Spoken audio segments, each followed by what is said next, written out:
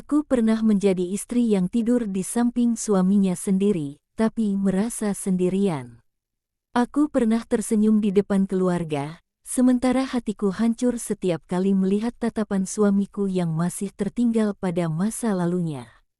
Bayangkan bagaimana rasanya menikah dengan lelaki yang kamu cintai sepenuh hati, namun hatinya belum sepenuhnya pulang kepadamu. Lebih menyakitkan lagi, perempuan yang masih ia simpan dalam kenangan itu bukan orang jauh. Ia ada di meja makan yang sama. Ia tersenyum di acara keluarga yang sama. Ia menjadi bagian dari keluargaku sendiri. Aku bertanya dalam diam, apakah aku hanya pengganti? Apakah aku hanya pelarian dari luka lamanya? Atau aku memang tidak pernah benar-benar menjadi pilihannya? Setiap malam aku menangis dalam sujud, memohon pada Allah agar hatinya dilunakkan. Aku berjuang bukan dengan amarah, tapi dengan kesabaran yang perlahan mengikis kekuatanku sendiri. Aku hampir menyerah, hampir pergi, hampir memilih menyelamatkan harga diriku daripada mempertahankan cinta yang terasa setengah. Tapi yang tidak pernah kusangka, di tengah luka, cemburu, dan rasa kalah yang terus menghantuiku, takdir justru membawaku pada satu malam yang hampir merenggut segalanya. Malam yang membuatku sadar, apakah selama ini aku memperjuangkan lelaki yang salah? Atau justru aku sedang membangun cinta yang akan menjadi yang paling kuat dalam hidupku? Assalamualaikum warahmatullahi wabarakatuh. Halo sahabat kisahku dimanapun berada. Semoga hari ini kalian selalu diberi kesehatan, kelapangan hati, dan kekuatan oleh Allah. Sebelum kita masuk ke kisah hari ini, jangan lupa untuk klik tombol like jika kalian menyukai konten kisah kehidupan seperti ini. Subscribe channel kisahku agar tidak ketinggalan cerita-cerita menyentuh lainnya. Dan silakan tuliskan di kolom komentar, kalian menonton dari daerah mana. Dukungan kecil dari kalian sangat berarti agar channel ini terus berkembang dan bisa menghadirkan kisah-kisah penuh makna. Sekarang, mari kita mulai kisahnya. Aku Mira. Hari pernikahanku dengan Aldi adalah hari yang seharusnya paling membahagiakan dalam hidupku. Senyum tamu undangan, doa yang terucap, dan genggaman tangan suamiku terasa hangat. Aku percaya, saat itu, bahwa aku telah memilih lelaki yang akan menjadi rumah bagiku selamanya. Namun kebahagiaan itu tidak benar-benar utuh. Sejak malam pertama, ada jarak yang tak terlihat. Aldi memang bersikap baik. Ia lembut dalam kata-kata, ia bertanggung jawab dalam sikap. Tapi tatapannya sering kosong, seolah ada bagian dari hatinya yang tertinggal di tempat lain.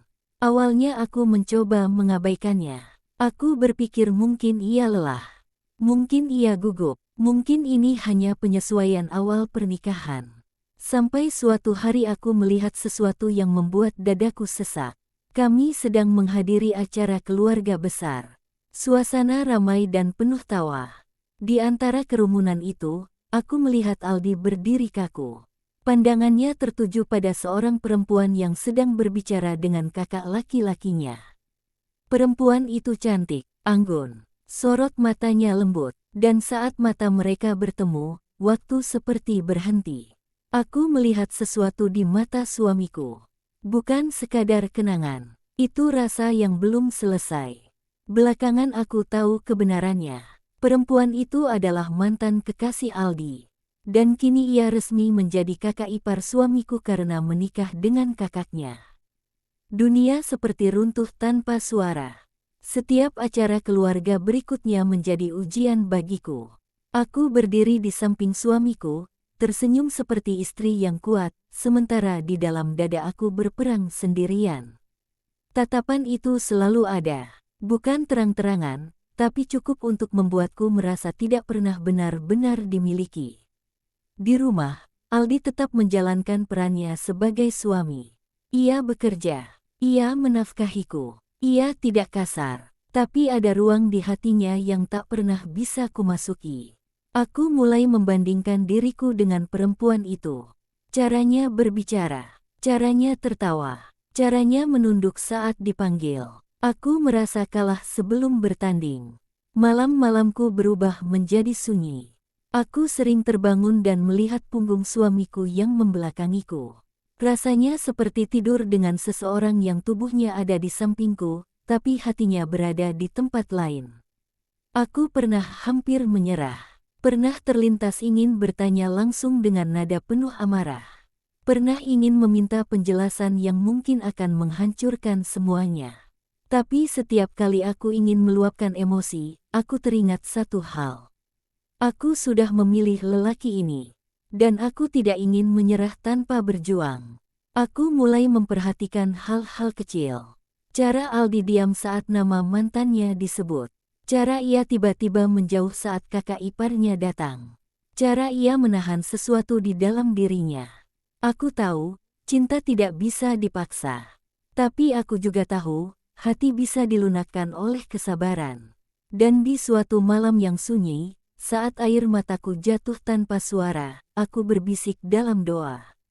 Ya Allah, jika memang suamiku masih menyimpan cinta pada masa lalunya, maka cabutlah rasa itu perlahan.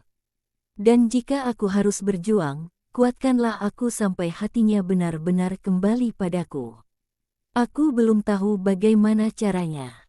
Aku belum tahu seberapa panjang luka ini akan mengujiku. Yang aku tahu, ini baru permulaan dari perjuangan yang belum pernah kubayangkan sebelumnya. Sejak malam doa itu, aku tidak lagi menangis dengan suara. Aku belajar menangis dalam diam, lalu menghapusnya sebelum pagi datang. Aku memutuskan satu hal. Jika aku tidak bisa menghapus masa lalu suamiku, maka aku akan menciptakan masa kini yang lebih kuat dari kenangannya. Aku mulai dari hal sederhana. Menyambutnya dengan senyum yang tulus saat ia pulang kerja. Menyiapkan makanan kesukaannya. Mendengarkan ceritanya tanpa menyela. Aku berusaha menjadi tempat pulang yang nyaman, bukan tempat yang penuh tuntutan. Namun perjuangan ini tidak mudah. Suatu sore, kami kembali menghadiri acara keluarga. Aku sudah menyiapkan hati sekuat mungkin. Aku berdandan sederhana, tidak berlebihan. Aku ingin terlihat percaya diri meski hatiku gemetar. Saat kami tiba, ia sudah ada di sana. Kakak iparku tersenyum ramah padaku. Ia tidak pernah bersikap buruk. Bahkan ia terlihat tulus. Justru itu yang membuatku semakin sesak. Tidak ada alasan untuk membencinya. Semua ini bukan salahnya. Aku melihat Aldi mencoba bersikap biasa.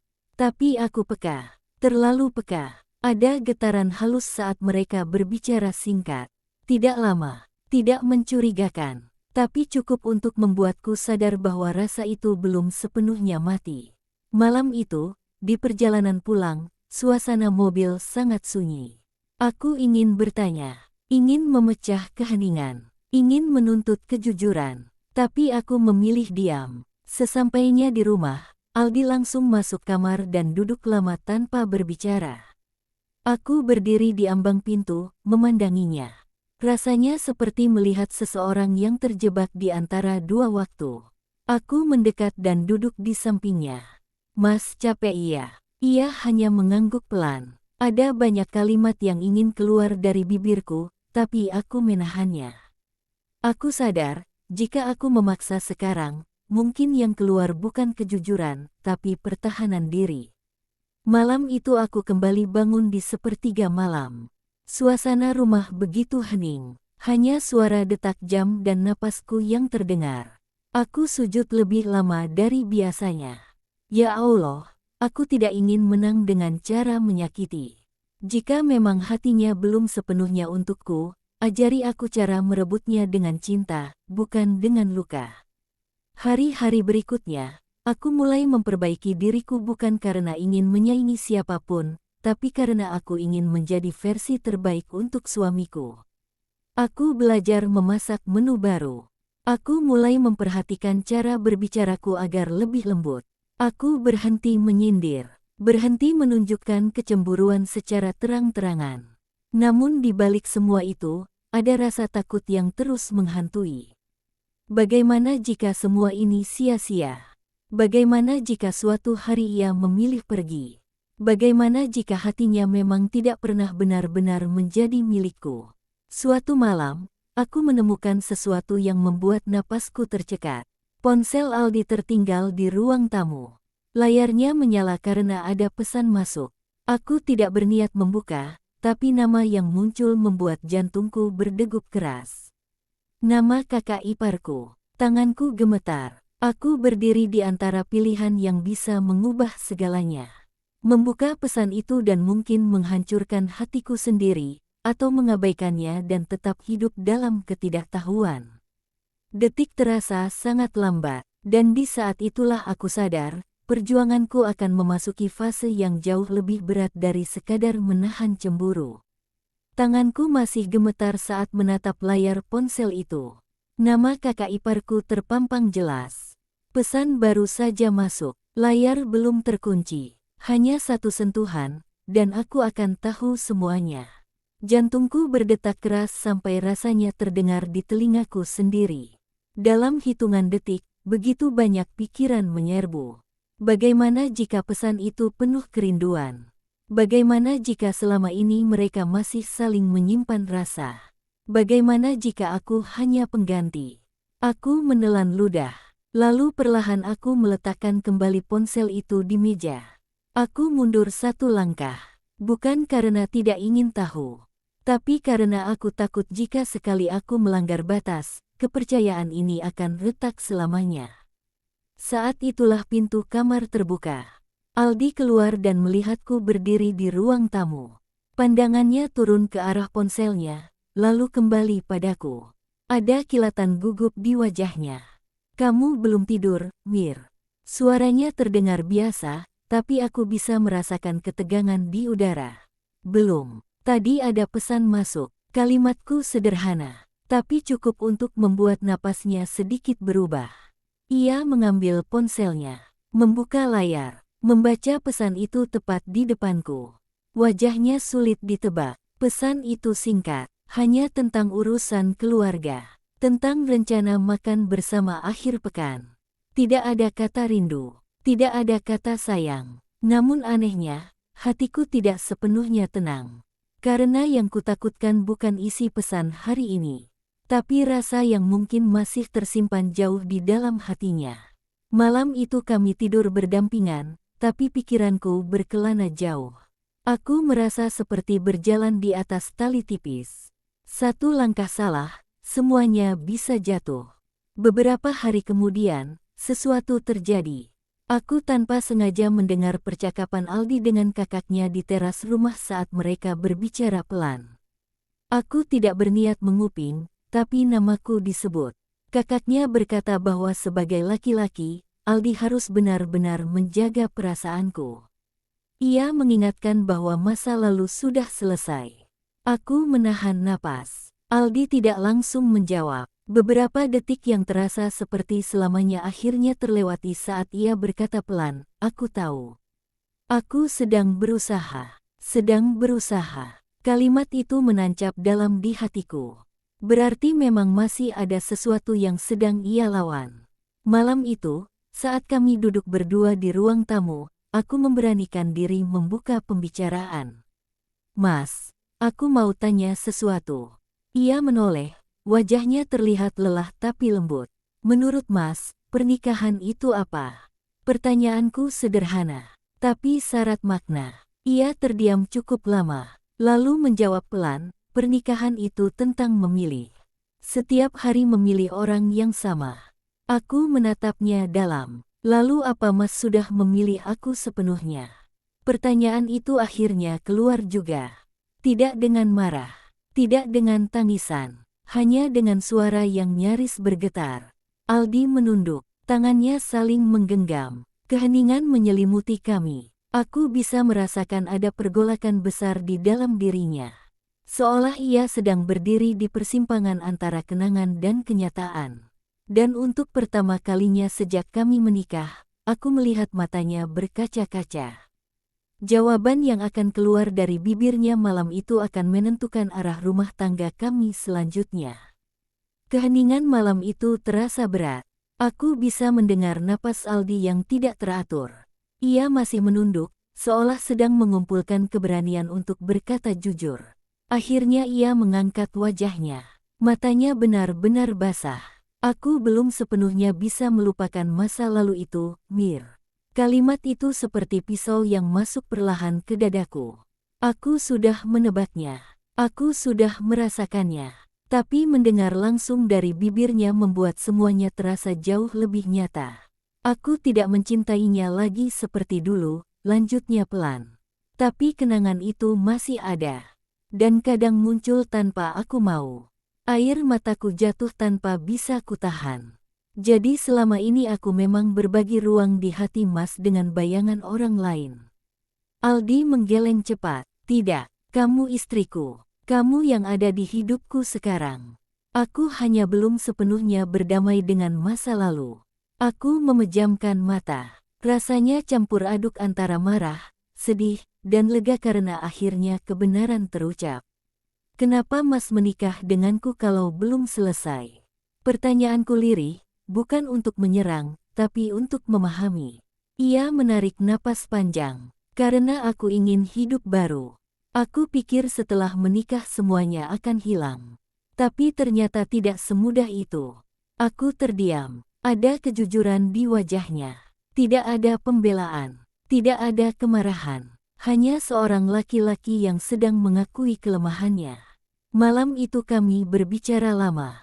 Tentang masa lalu mereka. Tentang bagaimana hubungan itu berakhir. Tentang bagaimana ia merasa kehilangan saat tahu mantannya menikah dengan kakaknya sendiri. Aku mendengarkan meski hatiku perih. Untuk pertama kalinya, aku tidak lagi berhadapan dengan bayangan. Aku berhadapan langsung dengan luka yang selama ini ia sembunyikan. Aku tahu ini tidak akan sembuh dalam satu malam. Beberapa hari setelah pengakuan itu, suasana rumah berubah. Bukan menjadi lebih buruk, tapi lebih jujur. Aldi terlihat lebih terbuka. Ia mulai bercerita saat kenangan itu muncul. Ia tidak lagi memendamnya sendirian. Namun ujian belum selesai. Suatu sore, kakak iparku datang ke rumah tanpa pemberitahuan. Ia datang bersama suaminya. Mereka membawa makanan dan ingin makan malam bersama. Aku tersenyum menyambut mereka. Tapi di dalam hati, badai kembali muncul. Selama makan malam, suasana terlihat normal.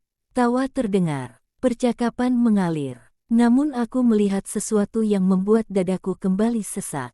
Saat kakak iparku tertawa, Aldi ikut tersenyum dengan cara yang berbeda. Senyum yang pernah kulihat di foto lama mereka. Aku mencoba menepis pikiran buruk. Aku mencoba percaya bahwa itu hanya sisa kebiasaan. Tapi malam itu, setelah mereka pulang, aku tidak bisa menahan diri. Mas masih merasakan sesuatu setiap melihatnya. Aldi terdiam. Jawabannya tidak langsung keluar. Dan keheningan yang tercipta kali ini terasa jauh lebih menegangkan dari sebelumnya. Keheningan itu menggantung lama di antara kami. Aku menunggu. Bukan dengan marah. Bukan dengan teriakan. Tapi dengan hati yang hampir runtuh. Aldi akhirnya duduk dan memegang kepalanya. Kadang ada rasa yang muncul, Mir. Bukan cinta seperti dulu. Tapi perasaan aneh yang sulit dijelaskan. Mungkin karena dulu kami pernah saling memiliki. Jawaban itu tidak keras, tidak menyakitkan dengan suara tinggi. Justru karena ia diucapkan dengan jujur, hatiku terasa semakin perih. Aku mengangguk pelan, menahan air mata. Berarti aku masih harus bersaing dengan masa lalu, ya. Bukan begitu, katanya cepat. Aku tidak ingin kembali ke sana. Aku hanya butuh waktu untuk benar-benar melepaskan semuanya. Waktu. Kata itu terdengar sederhana, tapi bagiku terasa sangat panjang. Malam itu aku tidak banyak bicara. Aku masuk kamar lebih dulu.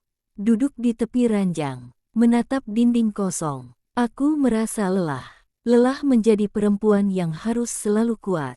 Lelah berpura-pura tidak cemburu. Lelah menunggu cinta yang seharusnya sudah menjadi milikku sepenuhnya. Di dalam keheningan kamar, aku kembali sujud. Ya Allah, jika memang ini ujian untukku, jangan biarkan aku kalah oleh perasaan sendiri. Jangan biarkan aku berubah menjadi istri yang penuh kebencian. Hari-hari setelah itu menjadi fase terberat dalam pernikahanku.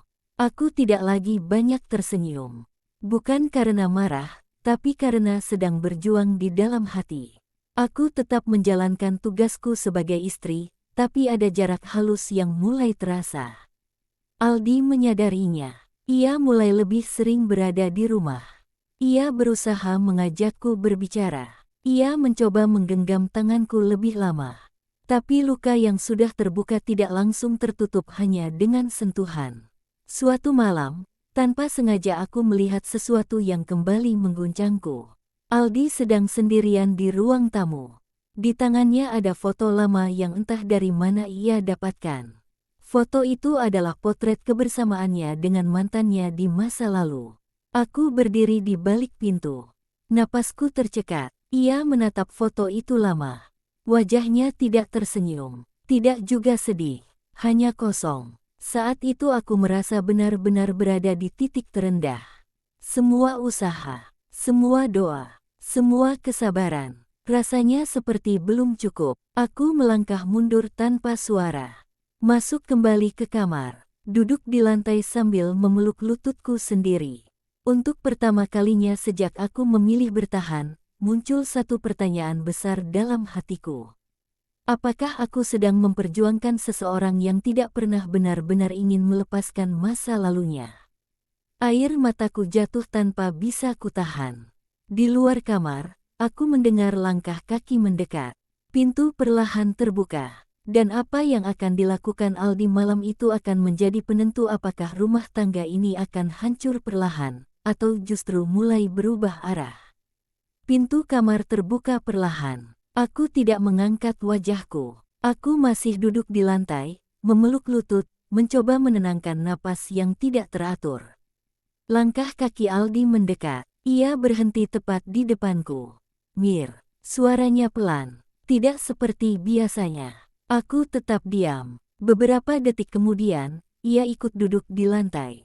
Tidak memaksaku berdiri, tidak menyentuhku dulu, hanya duduk di sampingku dalam diam yang berat. "Aku lihat kamu tadi," katanya akhirnya. Dadaku terasa semakin sesak. "Aku tidak berniat menyembunyikan apapun," lanjutnya. "Foto itu tidak sengaja tersimpan di dalam buku lama.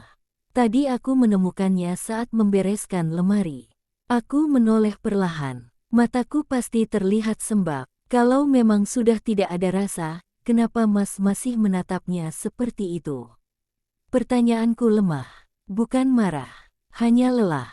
Aldi menarik napas panjang. Karena aku sedang mencoba mengucapkan selamat tinggal untuk terakhir kalinya. Aku terdiam. Ia menatapku dalam, kali ini tanpa ragu. "Aku tidak ingin hidup dalam bayangan lagi, Mir. Aku lelah membawa masa lalu ke dalam rumah tangga kita. Setiap kali melihatnya, aku sadar satu hal. Yang selalu ada di sampingku sekarang adalah kamu. Yang berdoa untukku adalah kamu. Yang sabar menghadapi sikapku adalah kamu." Air mataku kembali jatuh. Aldi melanjutkan dengan suara yang lebih tegas. "Malam ini aku sadar, kalau aku terus menyimpan kenangan itu, aku sedang menyakiti perempuan yang tidak pernah salah apa-apa." Ia berdiri, lalu mengambil foto itu dari ruang tamu. Ia kembali ke kamar dan duduk di depanku lagi. Dengan tangannya sendiri, ia merobek foto itu perlahan. Tidak tergesa, tidak ragu. Setiap sobekan terdengar jelas di telingaku. "Ini bukan tentang membenci masa lalu," katanya pelan. "Ini tentang memilih masa depan." Tanganku gemetar saat ia menggenggamnya. "Maafkan aku sudah membuatmu merasa setengah dicintai. Aku memang butuh waktu, tapi aku tidak ingin kehilanganmu hanya karena aku terlambat sadar." Untuk pertama kalinya sejak kami menikah, aku melihat tekad di matanya. Bukan kebingungan, bukan sisa kenangan, tapi keputusan. Namun hatiku belum sepenuhnya tenang. Karena melepaskan foto bukan berarti menghapus rasa dalam satu malam. Aku memandangnya lama. "Mas yakin ini bukan hanya karena Mas takut kehilanganku?" Ia tidak langsung menjawab, tapi genggamannya semakin erat. Aku tidak takut kehilanganmu, Mir. Aku takut suatu hari kamu berhenti mencintaiku karena aku terlalu lama terjebak di masa lalu. Malam itu kami tidak tidur cepat.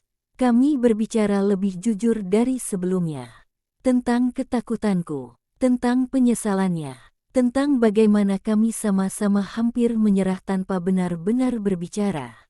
Namun jauh di dalam hati, aku tahu ujian belum sepenuhnya selesai. Karena besok, kami tetap harus bertemu dengan kenyataan bahwa masa lalu itu masih menjadi bagian dari keluarga kami. Dan aku belum tahu, apakah tekad malam ini cukup kuat saat kenyataan kembali berdiri di depan kami. Beberapa hari setelah malam itu, suasana rumah terasa berbeda. Aldi lebih hangat. Ia lebih sering memelukku tanpa alasan. Ia lebih banyak menatapku saat berbicara. Seolah ia sedang memastikan bahwa aku benar-benar ada di hadapannya, bukan bayangan siapapun. Hatiku perlahan mulai tenang. Namun ketenangan itu kembali diuji saat kabar datang dari keluarga besar. Akan ada acara penting di rumah orang tua. Semua harus hadir, termasuk dia. Sejak pagi aku sudah merasa gelisah. Meski Aldi terlihat tenang, pikiranku tetap dipenuhi bayangan. Apakah tekadnya malam itu akan tetap kuat saat mereka kembali berhadapan? Kami tiba lebih awal. Aku membantu di dapur bersama ibu mertua. Suasana ramai dan penuh suara. Lalu ia datang. Kakak iparku masuk bersama suaminya. Wajahnya tetap lembut seperti biasa. Ia menyapaku dengan hangat. Aku membalas senyum itu dengan tulus meski jantungku berdebar lebih cepat.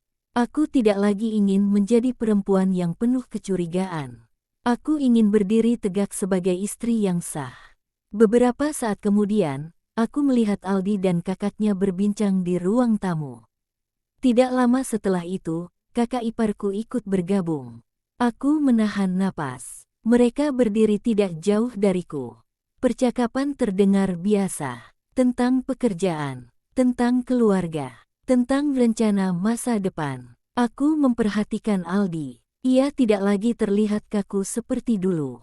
Tapi juga tidak menunjukkan tatapan yang sama seperti yang pernah kulihat berbulan-bulan lalu. Tidak ada senyum yang berlebihan. Tidak ada tatapan yang tertahan. Ia terlihat biasa, namun justru sikap biasa itu membuatku cemas. Apakah ia benar-benar sudah melepaskan, atau hanya pandai menyembunyikan? Tiba-tiba, sesuatu terjadi. Listrik di rumah padam sesaat karena beban terlalu berat. Suasana mendadak gelap. Beberapa orang terkejut dan berseru pelan. Dalam kegelapan singkat itu, tanpa sadar aku meraih tangan Aldi. Dan yang membuatku tercekat, ia lebih dulu menggenggam tanganku erat. Bukan sekadar sentuhan biasa, tapi genggaman yang penuh kesadaran. Lampu kembali menyala. Aku menoleh ke arahnya. Ia masih memegang tanganku.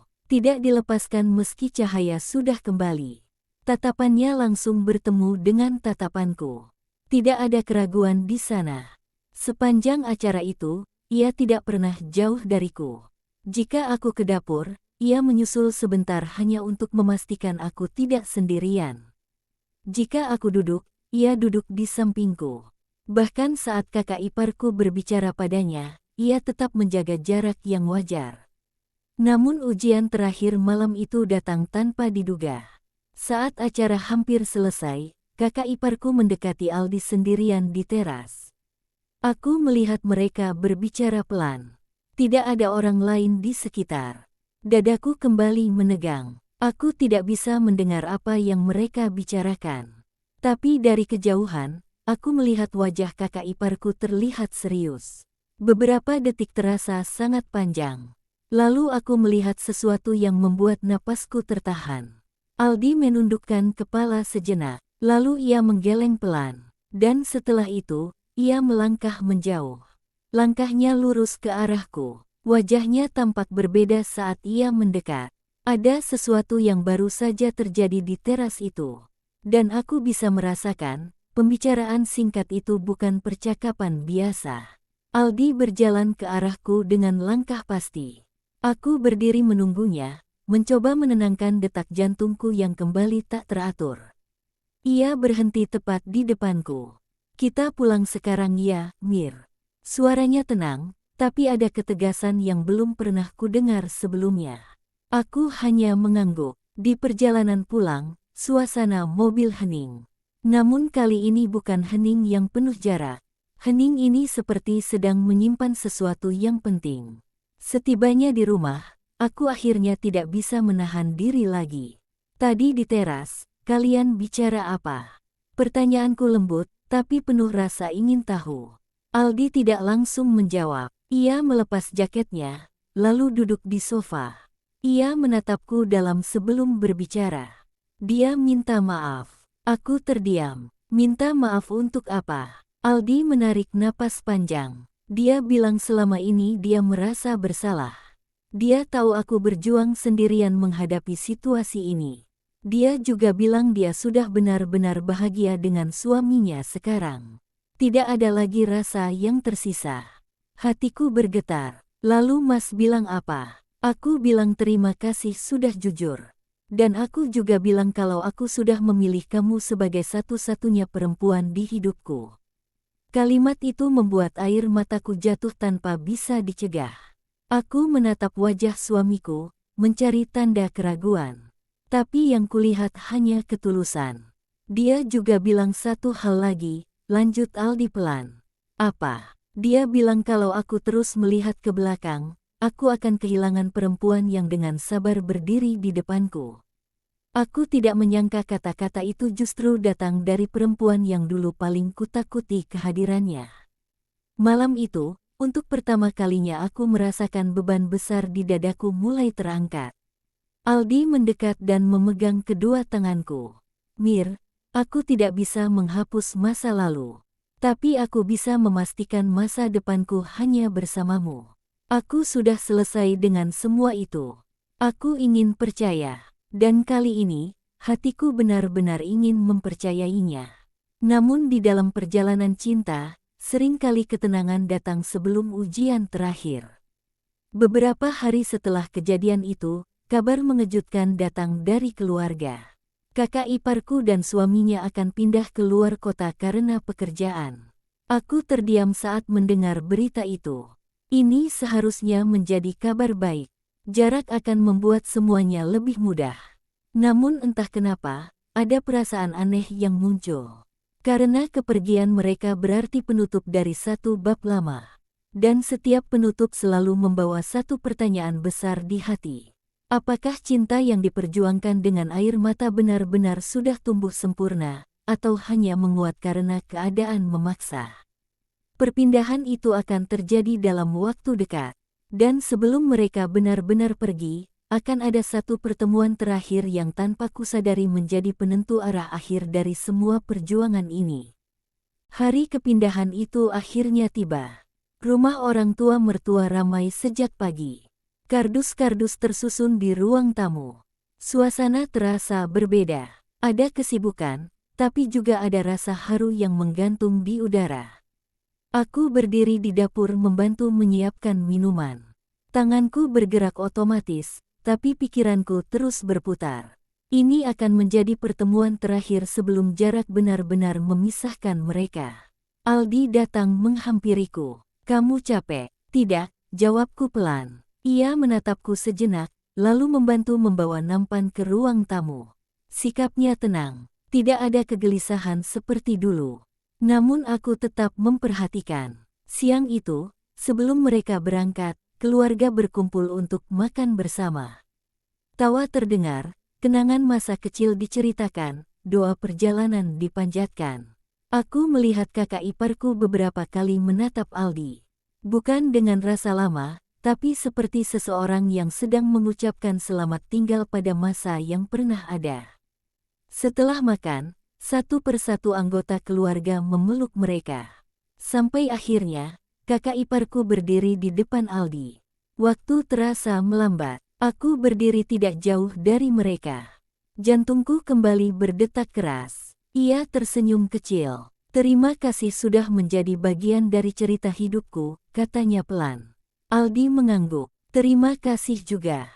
Semoga bahagia di tempat baru. Tidak ada suara bergetar. Tidak ada tatapan tertahan. Tidak ada bahasa tubuh yang mencurigakan. Hanya dua orang dewasa yang saling memahami bahwa masa lalu mereka sudah selesai. Lalu sesuatu yang tak terduga terjadi. Kakak iparku menoleh padaku. Ia melangkah mendekat dan memelukku erat. Jaga dia baik-baik, katanya lirih di telingaku. Dia memang keras kepala, tapi hatinya tidak pernah setengah kalau sudah memilih. Air mataku jatuh tanpa bisa kutahan. Pelukan itu bukan pelukan saingan. Bukan pelukan penuh kepura-puraan. Itu pelukan perpisahan yang tulus. Saat mobil mereka mulai berjalan meninggalkan halaman rumah, aku berdiri di samping Aldi. Ia menggenggam tanganku. Kali ini genggamannya bukan karena takut kehilangan, tapi karena ingin bersama. Mobil itu semakin menjauh sampai akhirnya hilang dari pandangan. Aku menatap lurus ke depan. Aldi memutar tubuhku perlahan agar aku menghadapnya. Mir, hari ini aku benar-benar merasa semuanya selesai.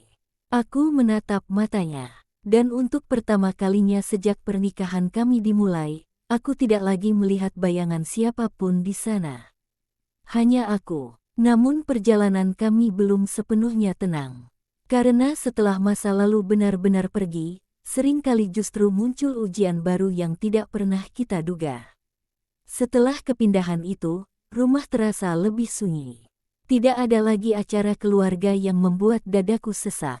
Tidak ada lagi tatapan yang membuatku merasa dibandingkan. Semua yang dulu menjadi bayangan, kini benar-benar menjauh. Aldi berubah semakin nyata dalam sikapnya. Ia pulang lebih cepat. Ia lebih sering mengajakku berbincang tentang rencana masa depan. Bahkan ia mulai membicarakan tentang memiliki anak. Hatiku perlahan dipenuhi rasa hangat yang sudah lama kurindukan. Namun justru saat semuanya terasa tenang, ujian datang dari arah yang berbeda. Suatu malam, Aldi pulang lebih larut dari biasanya. Wajahnya terlihat lelah, tapi juga seperti menyimpan sesuatu. Ada apa, Mas? Ia terdiam beberapa saat sebelum menjawab. Tadi dia menghubungiku. Dadaku kembali menegang. Maksudnya, dia, kakak iparku. Rasanya seperti luka lama disentuh kembali, meski sudah hampir sembuh. Dia bilang apa? Aldi duduk di sampingku. Dia hanya memberi kabar bahwa mereka sudah sampai dengan selamat. Dia juga minta maaf sekali lagi atas semua yang pernah terjadi. Aku mencoba menenangkan diri. Mas balas. Iya. Aku balas singkat saja. Doa dan semoga betah di tempat baru. Aku menatapnya lama. Hanya itu. Hanya itu. Jawabannya terdengar jujur. Tidak ada gelisah. Tidak ada perubahan nada. Tapi aku sadar satu hal. Meski jarak sudah memisahkan, komunikasi masih mungkin terjadi. Malam itu aku tidak marah. Aku tidak menangis. Tapi ada percakapan panjang di dalam hatiku sendiri. Apakah aku akan terus hidup dalam ketakutan setiap kali namanya muncul? Atau aku benar-benar harus percaya pada perubahan suamiku? Beberapa hari kemudian, aku melihat perubahan kecil yang membuatku terdiam. Aldi mengganti nomor ponselnya. Tanpa ku minta, tanpa ku desak. Untuk apa? Tanyaku. Supaya aku tidak tergoda membuka kembali hal-hal yang tidak perlu. Jawabannya sederhana, tapi terasa dalam. Ia bukan hanya memutus kenangan secara simbolis. Ia mulai menutup pintu yang bisa saja terbuka kembali. Hari-hari berlalu. Hubungan kami mulai terasa lebih ringan. Kami mulai tertawa bersama tanpa bayangan. Kami mulai merencanakan hal-hal kecil yang dulu terasa mustahil karena hatinya belum utuh. Namun suatu sore, saat aku sedang membersihkan lemari, aku menemukan sebuah kotak kecil yang belum pernah kulihat sebelumnya. Kotak itu tersimpan di sudut paling dalam. Tanganku berhenti bergerak, jantungku kembali berdetak cepat. Apakah ini sisa kenangan yang belum selesai? Atau sesuatu yang akan kembali mengguncang kepercayaan yang sedang kubangun dengan susah payah? Tanganku gemetar saat menarik kotak kecil itu keluar dari sudut lemari. Debu tipis menempel di permukaannya. Tanda bahwa sudah lama tidak disentuh. Aku duduk di lantai kamar, menatapnya cukup lama sebelum membukanya. Pikiranku berlari kemana-mana. Jangan-jangan ini surat lama. Jangan-jangan ini hadiah darinya. Jangan-jangan selama ini masih ada yang disimpan. Dengan napas tertahan, aku membuka tutup kotak itu perlahan. Di dalamnya bukan foto, bukan surat cinta, bukan kenangan romantis. Isinya beberapa benda kecil, jam tangan lama yang sudah rusak, tiket bioskop yang sudah pudar tulisannya, dan sebuah cincin sederhana. Dadaku tetap terasa berat, langkah kaki terdengar dari luar kamar. Aldi masuk dan langsung melihatku duduk di lantai dengan kotak itu di tangan. Wajahnya berubah. Kamu nemuin itu? Aku mengangguk pelan. Ini apa, Mas? Ia duduk di hadapanku. Itu semua barang lama, termasuk cincin yang dulu pernah aku siapkan untuk melamar dia, tapi tidak pernah jadi kupakai. Kalimat itu membuat napasku sesaat tercekat. Aku menatap cincin itu. Sederhana, tidak mewah, tapi syarat makna masa lalu. Kenapa masih disimpan? Aldi terdiam cukup lama. Aku menyimpannya bukan karena masih berharap, tapi karena dulu aku belum siap membuangnya. Rasanya seperti membuang sebagian dari perjalanan hidupku sendiri. Air mataku jatuh tanpa kusadari. Berarti masih ada yang belum selesai di hati Mas. Ia menggeleng cepat. Tidak seperti itu. Justru aku menyimpannya karena belum berani menghadapi kenyataan bahwa semua itu memang sudah selesai. Keheningan kembali mengisi kamar. Lalu sesuatu yang tak kuduga terjadi. Aldi mengambil cincin itu dari dalam kotak. Ia berdiri dan berjalan ke arah jendela. Mir, kamu mau tahu kenapa aku belum pernah membuangnya? Aku tidak menjawab, karena aku takut suatu hari aku akan menyesal sudah kehilangan semua itu. Bukan karena cintanya, tapi karena merasa gagal. Ia menoleh padaku. Tapi sekarang aku sadar, yang harus aku perjuangkan bukan kenangan tentang kegagalan itu. Yang harus aku jaga adalah kamu. Ia membuka jendela. Angin sore masuk perlahan. Dengan satu gerakan tegas, ia melempar cincin itu keluar. Aku berdiri terkejut. Mas. Ia menutup jendela kembali dan berjalan ke arahku. Hari ini aku tidak ingin lagi menyimpan simbol masa lalu apapun. Aku tidak ingin kamu terus merasa bersaing dengan bayangan yang bahkan sudah tidak ada.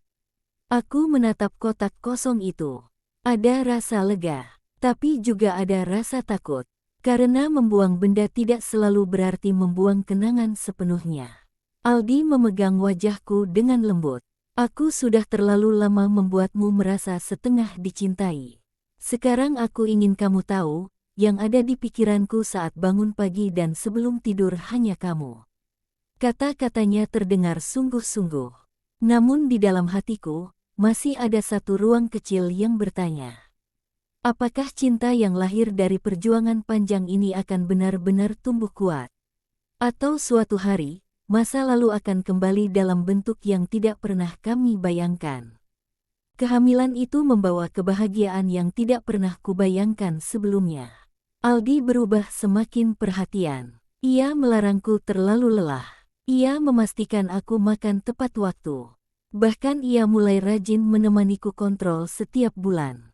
Setiap kali mendengar detak jantung kecil di dalam perutku, matanya selalu berkaca-kaca. Mir, ini benar-benar anugerah dari Allah, katanya suatu hari. Aku mengangguk sambil tersenyum. Untuk pertama kalinya, aku merasa perjuanganku tidak sia-sia. Namun memasuki bulan keempat, tubuhku mulai terasa lebih lemah dari biasanya. Pusing sering datang tiba-tiba. Nafasku pendek saat berjalan. Awalnya kupikir ini hal biasa. Sampai suatu pagi aku terbangun dengan rasa nyeri hebat di perut. Aku mencoba bangun, tapi pandanganku berkunang-kunang. Aldi panik saat melihat wajahku pucat. Kami segera pergi ke rumah sakit. Perjalanan terasa sangat panjang. Aku menggenggam tangan Aldi erat-erat, sementara dalam hati aku terus berdoa. Ya Allah, jangan ambil kebahagiaan ini terlalu cepat. Di ruang periksa, dokter meminta kami menunggu hasil pemeriksaan lebih lanjut.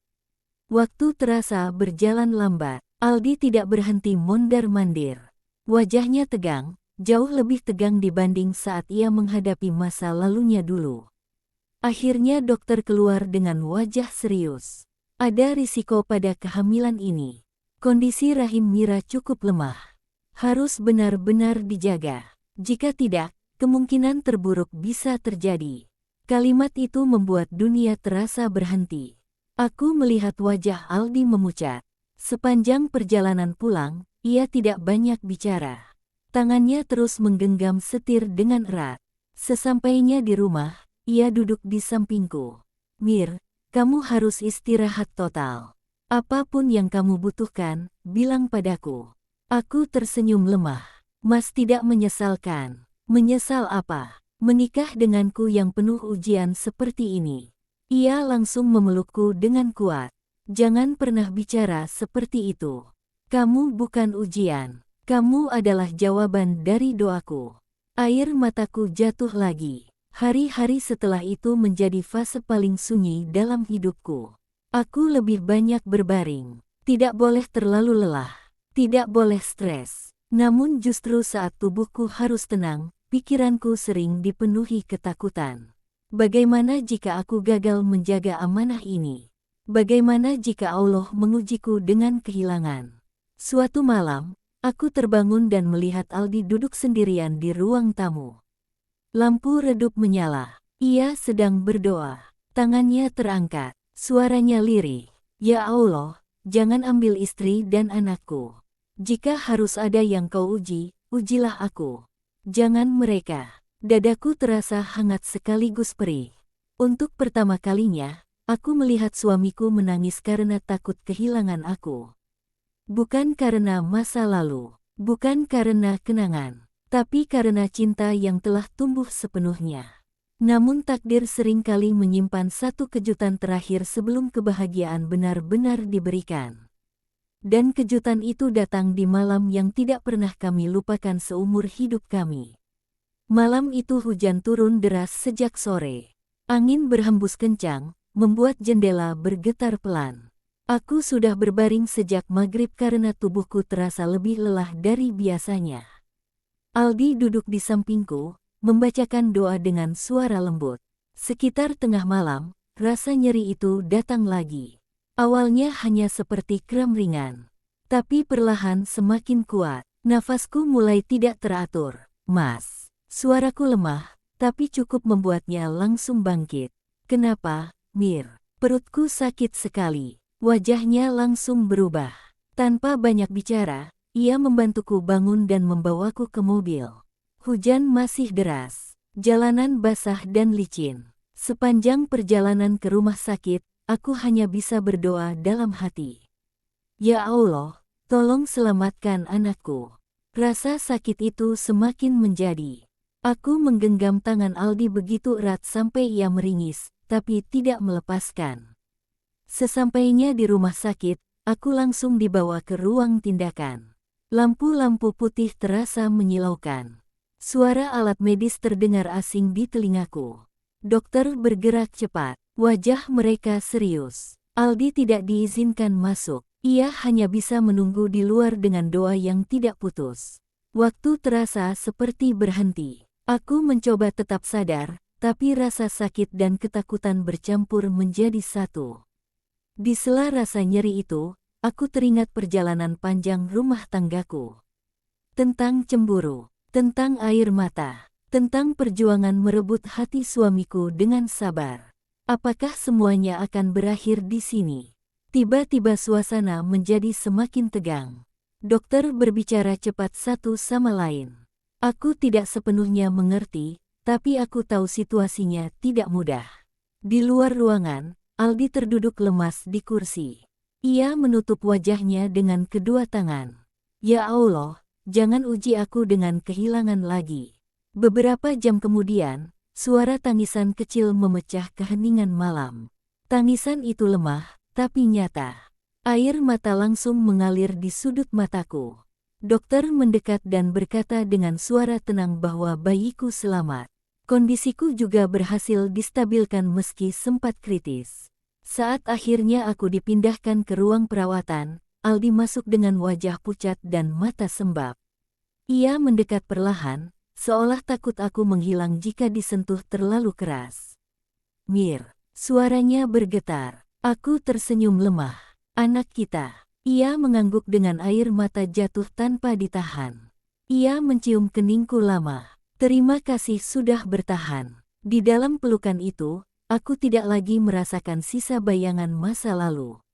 Yang ada hanya kami bertiga.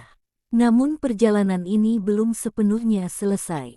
Karena setelah malam yang hampir merenggut segalanya itu, kami harus belajar menjadi keluarga yang lebih kuat dari sebelumnya. Dan bab terakhir dari perjuangan cintaku akan benar-benar menunjukkan apakah semua air mata ini telah berubah menjadi kebahagiaan yang utuh. Pagi setelah malam itu terasa berbeda. Cahaya matahari masuk melalui jendela rumah sakit dengan lembut. Di sampingku, bayi kecil kami terbaring tenang. Wajahnya begitu polos. Tangisnya semalam masih terngiang di telingaku. Aldi duduk di kursi dekat tempat tidur, menatap kami berdua tanpa berkedip. Aku belum pernah melihatnya setenang itu. "Mir," katanya pelan, suara yang dulu sering ragu kini terdengar mantap, "aku hampir kehilangan kalian tadi malam." Aku tersenyum lemah. "Tapi Allah masih memberi kita kesempatan." Ia mengangguk. Air matanya jatuh lagi, tapi kali ini bukan karena luka. Bukan karena masa lalu, tapi karena rasa syukur. Beberapa hari kemudian kami pulang ke rumah. Rumah yang dulu pernah terasa penuh bayangan kini terasa hangat. Tangisan bayi kecil kami mengisi setiap sudut. Suasana yang dulu sunyi karena jarak hati kini berubah menjadi hidup karena cinta. Aldi benar-benar berubah. Ia bangun tengah malam saat bayi menangis. Ia belajar mengganti popok meski canggung. Ia menggendong anak kami dengan tatapan yang penuh tanggung jawab. Aku sering memperhatikannya diam-diam. Lelaki yang dulu terjebak dalam kenangan, kini berdiri sebagai ayah yang siap menjaga masa depan. Suatu sore, saat bayi kami tertidur, kami duduk di teras seperti dulu. Angin berhembus pelan, langit terlihat cerah. "Mir," katanya tiba-tiba, "terima kasih sudah tidak menyerah padaku." Aku menatapnya. "Kalau dulu kamu memilih pergi saat tahu aku masih membawa masa lalu, mungkin aku tidak akan pernah belajar mencintai dengan benar." Hatiku bergetar. "Aku tidak bertahan karena aku kuat, Mas. Aku bertahan karena aku percaya Allah tidak salah mempertemukan kita." Ia menggenggam tanganku seperti pertama kali dulu, tapi kali ini tanpa ragu sedikit pun. Aku sudah selesai dengan semua bayangan itu. Bukan karena keadaan memaksa, tapi karena aku sadar, cinta yang tulus itu bukan yang paling dulu hadir, tapi yang tetap tinggal saat badai datang. Aku menatap wajahnya. Tidak ada lagi keraguan di sana. Tidak ada lagi sisa luka lama. Yang ada hanya ketenangan seorang suami yang telah menemukan rumahnya. Tangisan kecil terdengar dari dalam rumah. Aldi berdiri lebih dulu. "Aku yang angkat," katanya sambil tersenyum. Aku memperhatikannya masuk ke dalam, menggendong anak kami dengan hati-hati. Di momen itu, aku menyadari satu hal. Perjuanganku tidak sia-sia. Aku pernah merasa menjadi perempuan yang setengah dicintai. Pernah merasa kalah oleh masa lalu. Pernah hampir menyerah pada keadaan. Namun kesabaran, doa, dan usaha yang tidak pernah berhenti akhirnya membuahkan hasil. Cinta itu tidak datang dengan mudah. Ia tumbuh dari luka. Ia diuji oleh air mata. Ia ditempa oleh ketakutan. Dan kini, di rumah kecil kami yang sederhana, aku tidak lagi merasa berbagi ruang dengan bayangan siapapun. Aku adalah istrinya. Ia adalah suamiku. Dan cinta kami akhirnya benar-benar utuh. Terima kasih telah meluangkan waktu untuk mendengarkan kisah hari ini sampai selesai. Semoga cerita ini bisa menjadi pengingat, penguat, dan teman bagi hati yang sedang lelah. Jika kalian memiliki kisah hidup yang ingin dibagikan, Silakan tuliskan di kolom komentar atau kirimkan ke channel Kisahku. Siapa tahu, kisah kalian bisa menjadi cahaya bagi hati orang lain. Jangan lupa untuk terus dukung channel Kisahku dengan like, subscribe, dan bagikan ke orang-orang terdekat. Semoga Allah selalu melindungi langkah kita, melapangkan rezeki kita, dan menguatkan hati kita. Wassalamualaikum warahmatullahi wabarakatuh.